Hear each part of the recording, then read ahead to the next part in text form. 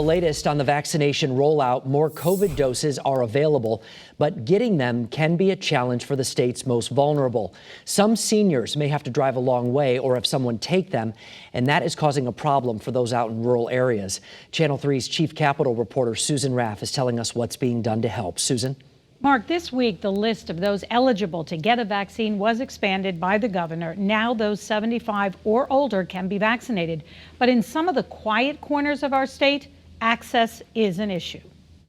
Well, I would like to get it, but I'm also concerned about people my age who don't have access to transportation, who don't drive, who may not have a friend or family member who can drive them. It's wonderful more vaccines are available, but Paul Desautels says right now he can't get one unless he drives to Manchester or Norwich. Both are pretty long drives.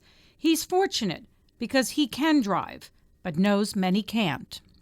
Everyone who's eligible should be able to get the vaccine. They shouldn't be denied because they don't have transportation. They can't drive 40 miles. Elaine Sester is Putnam's town manager. She says testing has also been a problem in rural areas. In testing, we have seen some improvements in availability. And then, of course, as we get more need for the testing, all of a sudden it becomes a delayed timeline on when they can actually get tested. She says vaccines are now a top priority, and they are working to get transportation for seniors who either don't drive or have no one to take them. While some will be contacted by their health care provider to get the vaccine, not all providers are offering them. The hope is that Day Kimball Hospital in Putnam will soon have them. We have a great hospital here in Putnam, Day Kimball Hospital, but from what I've found out, what I've been able to find out when I've talked to people, is that they don't know when or if they're going to get the vaccine for distribution. And that's an issue.